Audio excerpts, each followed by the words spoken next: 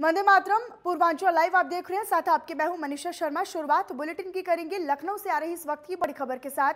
Samajwadi party की 56 उम्मीदवारों की एक और लिस्ट जारी हो गई है। तो बीजेपी से आए दारा सिंह घोसी से उम्मीदवार बनाए गए हैं और लखीमपुर से के धौरहरा से वरुण चौधरी को टिकट मिला है। वहीं मोहम्मदी सीट से अगर बात की जाए तो दाऊद अहमद को प्रत्याशी बनाया गया है।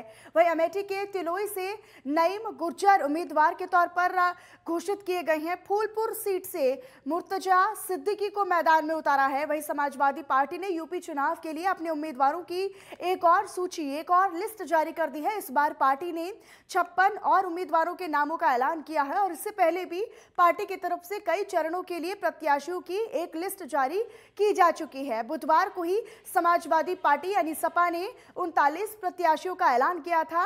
अब एक दिन बाद फिर से 56 नए उम्मीदवार जो है वो मैदान में उतार दिए गए हैं। पार्टी की तरफ से लखीमपुर जनपद की धौरहरा सीट से वरुण चौधरी को टिकट दिया गया है और वहीं दूसरी तरफ मोहम्मदी सीट से दाऊद अहमद को मौका मिला है।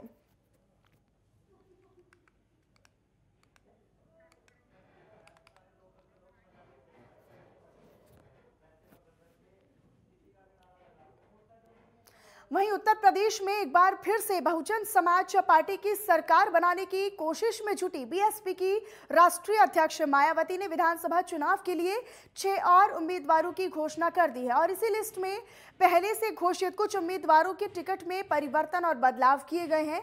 इससे पहले उन्होंने 51 प्रत्याशियों की लिस्ट की घोषणा की थी। बताते चले कि अब तक 117 प्रत्याशियों की घोषणा हो चुकी है।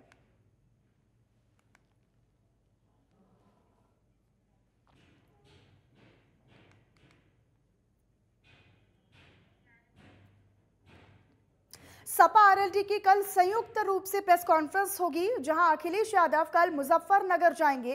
इसी दौरान मुजफ्फरनगर में कल सपा आरएलडी की संयुक्त प्रेस कॉन्फ्रेंस भी होनी है। बताते चले कि ये प्रेस कॉन्फ्रेंस दोपहर करीब 1 बजे मुजफ्फरनगर में होगी। 122 से 75 रुपए किया और इस जालिम सरकार ने एक खाद के कट्टे यूरिया में से 5, ये चोर सरकार है, इसने चोरी करने का काम किया है। आज ये लगातार और वहीं आम आदमी पार्टी ने आज अपना घोषणा पत्र जारी किया है और इसी दौरान संजय सिंह ने प्रेस कॉन्फ्रेंस करते हुए कहा कि हमारी सरकार बनने पर 300 यूनिट फ्री बिजली मिलेगी और पुराने बकाया बिल माफ कर दिए जाएंगे। उन्होंने कहा कि यूपी में 24 घंटे बिजली की सुविधा मिलेगी। नौजवानों के लिए 10 लाख तक का रोजगार भी मुहैया कराया जाएगा। इस दौरान उन्होंने ये भी कहा कि सरकारी नौकरी भी दी जाएगी, भर्ती प्रक्रिया पूरी की जाएगी। उन्होंने इस दौरान अपनी प्रेस कॉन्फ्रेंस में कहा कि पुरानी पेंशन को बहाल किया जाएगा। सरकारी स्कूलों में प्राइवेट से बेहतर सुविधाएं देंगे।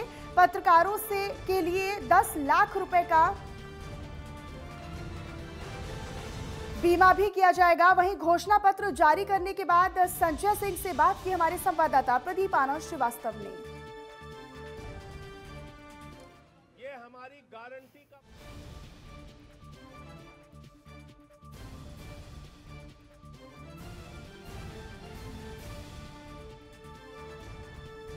जो है नामांकन की प्रक्रिया भी शुरू हो गई है। आम आदमी पार्टी उत्तर प्रदेश में कुछ बड़ा करने के इरादे से आई हुई है और निश्चित रूप से अब तक जो आम आदमी पार्टी का प्रदर्शन रहा है उत्तर प्रदेश में, जिस तरह जमीन पे मेहनत हुआ है वो दिखता है। हमारे बीच में उत्तर प्रदेश के प्रभारी और राज्यसभा सांसद संजय सिंह जी, हम बात करेंगे और उत्तर प्रदेश में क्या कुछ स्ट्रेटेजी है इस पे वार्ता करेंगे। सबसे पहले तो आपको बधाई, पंजाब में आप बड़ी पार्टी बन के उभर रहे हैं। देखिए, पंजाब में आम आदमी पार्टी की सरकार बनने जा रही है। दूसरे राज्यों में भी हमारे पक्ष में सकारात्मक परिणाम आएंगे और जनता का स्नेह, प्यार, आशीर्वाद हमें मिल रहा है। इसीलिए हमने फैसला किया है 403 सीटों पे हम लोग चुनाव लड़ेंगे। जी, गोरखपुर की अगर बात करें, मुख्यमंत्री योगी आदित्यनाथ वहाँ चुनाव लड़ने जा रहे हैं और भीम ने जो है, रावण ने वहाँ पर 500 कार्यकर्ताओं की एक खेप भी पहुँचा दी है। ऐसी स्थिति में आम आदमी पार्टी की गोरखपुर के लिए स्ट्रेटेजी क्या होगी? गोरखपुर से भी हम अच्छा उम्मीदवार देंगे और गोरखपुर का भी चुनाव आम आदमी पार्टी लड़ेगी और मुझे लगता है कि आज भारतीय जनता पार्टी उत्तर प्रदेश का चुनाव मुद्दा विहीन होकर लड़ रही है। प्रयागराज में एक मामला सामने आया है जिसको लेकर जो है तमाम राजनीतिक दलों की तरफ से प्रतिक्रिया भी आई है, तो आप क्या कहना चाहेंगे इस मामले? नहीं, वो देखिए, ये 1 साल पहले हमने 26 जनवरी पे दृश्य देखा था, किसान सड़कों पर था। 1 साल के बाद 26 जनवरी को हम दृश्य देख रहे हैं, नौजवान सड़कों पर है। तो इस सरकार से कोई खुश नहीं है। तो अब आम आदमी पार्टी किस तरह से उत्तर प्रदेश में किस हिसाब से किस लेवल पे प्रदर्शन कर रही है, ये आने वाला वक्त बताएगा। वीडियो जर्नलिस्ट रईस के साथ प्रदीप आनंद श्रीवास्तव, नेटवर्क 10 लखनऊ। और वहीं अंबेडकर नगर में भी कांग्रेस ने अपने 3 प्रत्याशियों की घोषणा कर दी है, जिसके तहत कांग्रेस ने जलालपुर विधानसभा से डॉक्टर रागिनी पाठक को, टांडा विधानसभा सीट से मेराजुद्दीन की चौचवी को और साथ ही साथ आलापुर विधानसभा सीट से सत्यमवदा पासवान को टिकट दिया है। वहीं साथ ही साथ 2 और विधानसभा के प्रत्याशियों के नाम का कार्यकर्ताओं को इंतजार है, क्योंकि कटेहरी और अकबरपुर विधानसभा सीटों पर अभी घोषणा होनी बाकी है। तो कटेहरी और अकबरपुर विधानसभा सीट पर अभी प्रत्याशियों के नामों का ऐलान होना अभी बाकी है। इंतजार सभी को है और जल्द ही वो इंतजार भी खत्म होगा। जलालपुर विधानसभा से डॉक्टर रागिनी पाठक को टिकट दिया गया है। टांडा विधानसभा से मेजारुद्दीन को टिकट सौंपा गया है। आलापुर विधानसभा से सत्यमवदा पासवान प्रत्याशी बनाए गए हैं। वहीं 2 विधानसभा के प्रत्याशियों के नामों का कार्यकर्ताओं को अभी इंतजार है, क्योंकि अभी 2 नाम और आने बाकी हैं। तो चुनाव से जुड़ी बड़ी खबर आपको बता रहे हैं। अंबेडकर नगर में कांग्रेस ने 3 अपने प्रत्याशियों का ऐलान कर दिया है। जलालपुर विधानसभा से डॉक्टर रागिनी पाठक को प्रत्याशी बनाया है। टांडा विधानसभा से मेराजुद्दीन को पार्टी ने जिम्मेदारी सौंपी है। आलापुर विधानसभा से सत्यमवदा पासवान को चुनावी मैदान में उतारा है। तो 2 विधानसभा के प्रत्याशियों के नामों का ऐलान होना अभी बाकी है। इंतजार कार्यकर्ताओं को होगा और जल्द ही वो इंतजार भी खत्म होगा, जब जल्द ही 2 और विधानसभाओं पर कांग्रेस अपने प्रत्याशियों का ऐलान करेगी।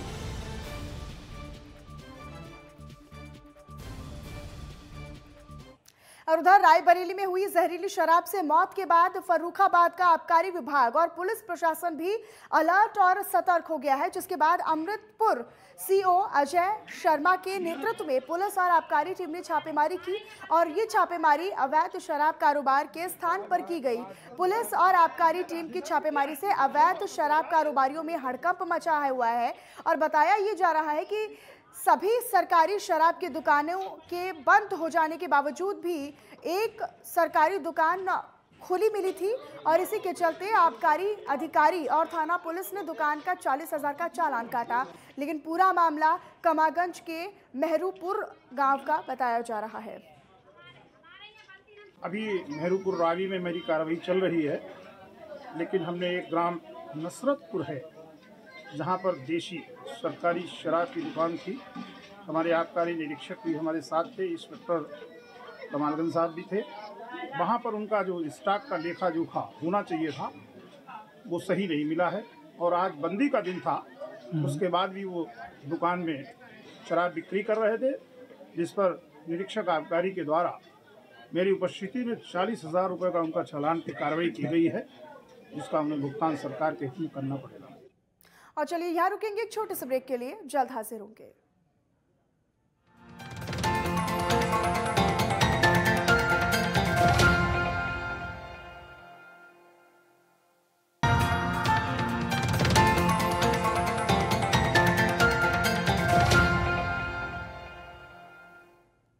और चलिए स्वागत है ब्रेक के बाद। रुक करेंगे बुलेटिन में कुछ और खबरों की तरफ। उत्तर प्रदेश में चुनावी बिगुल बजने के साथ ही साथ सभी पार्टियों के उम्मीदवार चुनावी मैदान में अब उतर चुके हैं। 7 मार्च को बनारस में चुनाव होना है।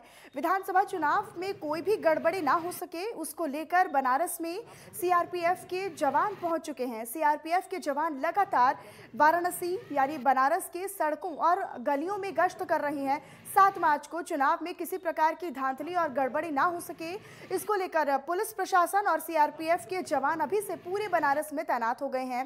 साथ ही साथ पुलिस प्रशासन की तरफ से और सीआरपीएफ की तरफ से जागरूकता भी फैलाई जा रही है। लोगों को जागरूक करने का काम किया जा रहा है कि लोग बेखौफ और निर्भीक होकर अपने मताधिकार का इस्तेमाल करें।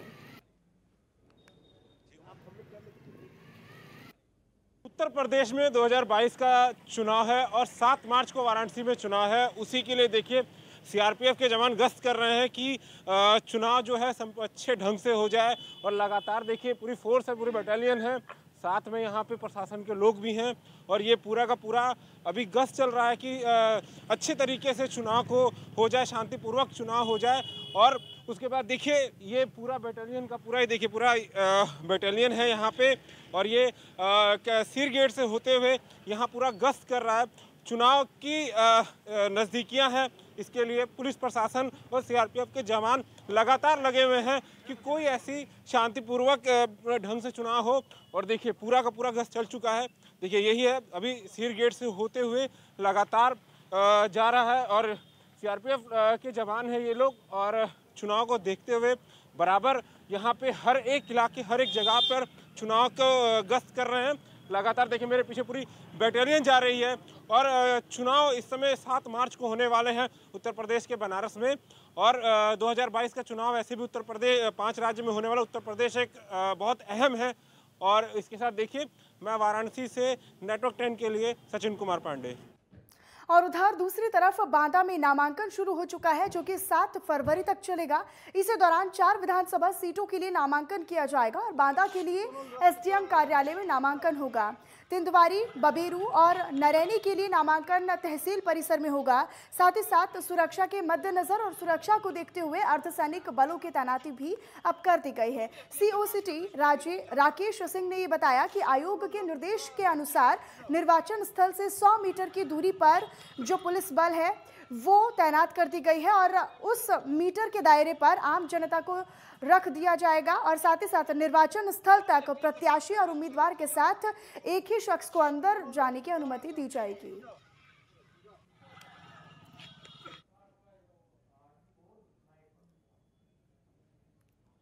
तो नामांकन प्रक्रिया जो है वो बांदा में शुरू हो चुकी है। 4 विधानसभा सीटों के लिए नामांकन प्रक्रिया शुरू की गई है। सुरक्षा के कड़े और पुख्ता इंतजाम भी कर लिए गए हैं और जो पुलिस जवान हैं उनको भी तैनात कर दिया गया है। 100 मीटर की दूरी पर जो पुलिस बल है वो तैनात कर दिया गया है। और वहीं पीलीभीत में जिलाधिकारी और पुलिस अधीक्षक ने नामांकन स्थल पर पहुंचकर सुरक्षा व्यवस्था का निरीक्षण किया, जायजा लिया।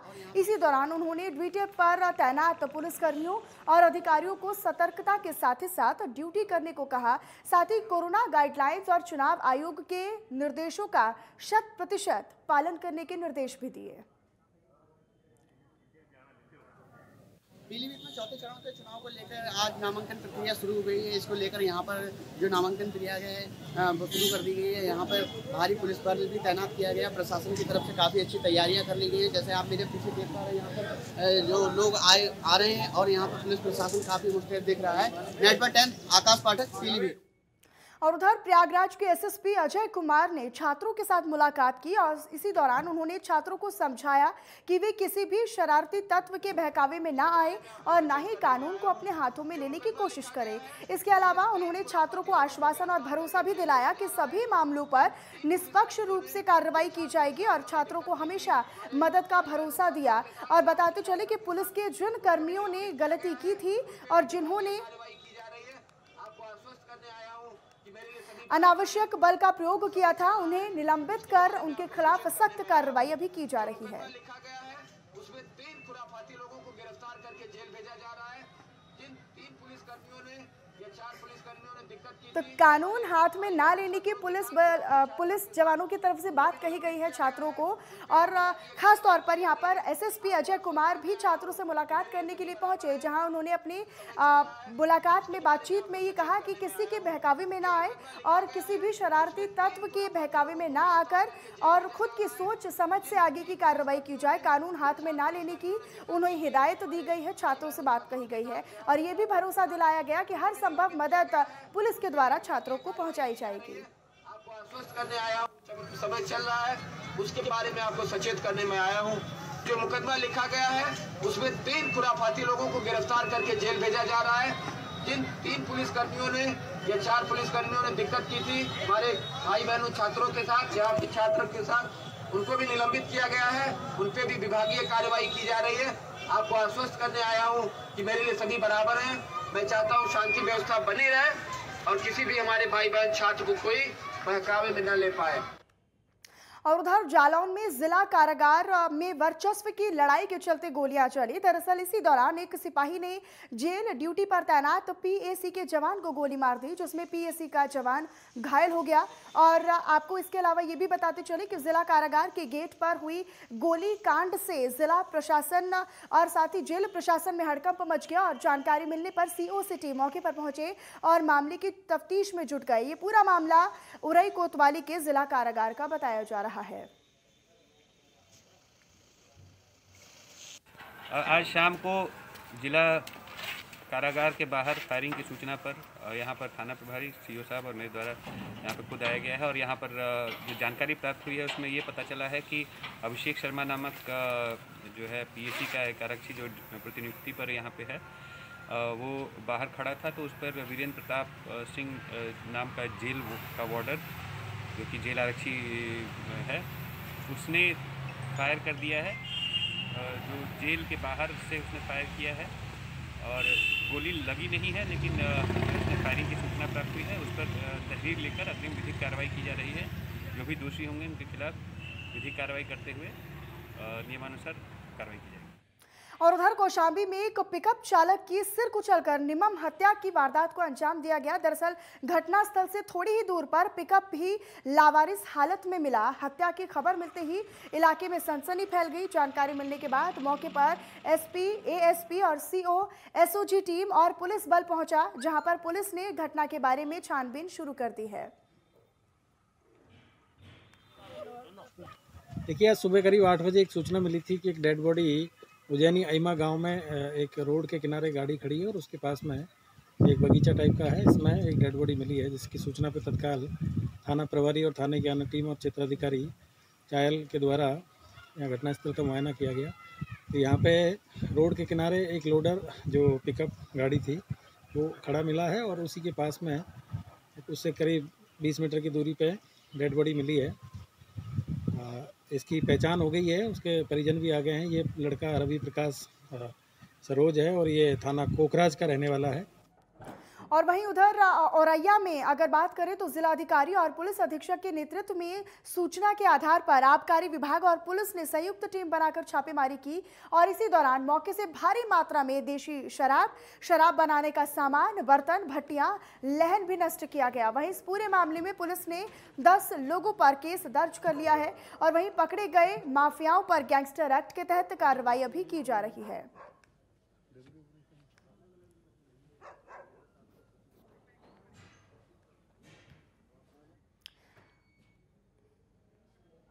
तो आबकारी विभाग और पुलिस की संयुक्त कार्रवाई, जहां पर भारी मात्रा में अवैध शराब और अवैध शराब बनाने के सामान को भी नष्ट किया गया और इसी पूरे प्रकरण में, पूरे मामले में 10 लोगों के खिलाफ गैंगस्टर एक्ट के तहत मामला दर्ज किया गया है।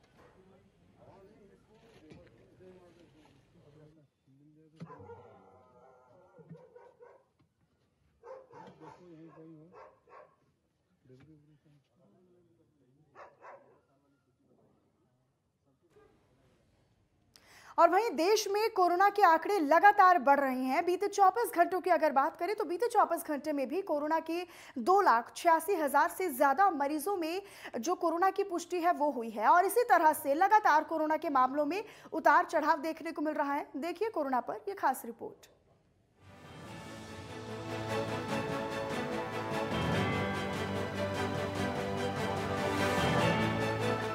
भारत में कोरोना की तीसरी लहर का प्रकोप जारी है। हर दिन कोरोना के चौंकाने वाले आंकड़े दर्ज किए जा रहे हैं। देश में जहां एक दिन में कोरोना के 2,86,000 से ज्यादा मामले देखे गए, वहीं कोरोना से मरने वालों की संख्या 573 रही। वहीं बात अगर बुधवार की करें तो देश भर में कोरोना से करीब 630 लोगों की मौत हुई थी। इसके साथ ही बीते शनिवार से लेकर आज तक में कोरोना के मामलों में लगातार उतार चढ़ाव जारी है। इसके साथ ही भारत में अभी तक कोरोना से कुल 4,03,71,317 संक्रमित हो चुके हैं और 4,91,701 लोगों की मौत भी हो चुकी है, जबकि देश में अभी तक 3,76,65,980 लोग कोरोना से रिकवर हो चुके हैं। देश में बढ़ते कोरोना को देखते हुए अगर बीते शनिवार से अभी तक की बात करें तो मरीजों का आंकड़ा 4 लाख के अंदर रहा। वहीं मृतकों की संख्या 600 पार कर गई। देश भर के कोरोना आंकड़े पहले के मुकाबले कम दर्ज हुए, लेकिन अभी भी कई राज्यों में स्थिति भयावह बनी हुई है। आपको बता दें कि पिछले 24 घंटे में केरल में 49,771 नए मामले दर्ज किए गए, तमिलनाडु में 29,976, दिल्ली में 5,760, राजस्थान में 13,049, आंध्र प्रदेश में 13,819, उत्तर प्रदेश में 10,876, मध्य प्रदेश में 9,966 नए मामले दर्ज किए गए। देश में कोरोना के बढ़ते मामलों की वजह से सख्ती बढ़ाई गई थी, लेकिन जिन राज्यों में कोरोना में कमी आई है वहां की राज्य सरकारें कोरोना नियमों में थोड़ी राहत दे रही हैं। वहीं दिल्ली सरकार ने भी कोरोना के आंकड़ों में कमी देखते हुए दिल्ली से वीकेंड कर्फ्यू हटा दिया है। हालांकि अभी भी नाइट कर्फ्यू अगले आदेश तक जारी रहेगा। इसके साथ ही दिल्ली में 50% क्षमता से रेस्टोरेंट और बार खुल सकेंगे और शादी समारोह में 200 लोगों के शामिल होने की इजाजत दी गई है। भारत में कोरोना की तीसरी लहर हावी होने के साथ ही कोरोना से बचाव कार्य और वैक्सीनेशन युद्ध स्तर पर जारी है। इसके साथ ही बच्चों की वैक्सीनेशन भी तेजी से जारी है। Bureau report, network 10।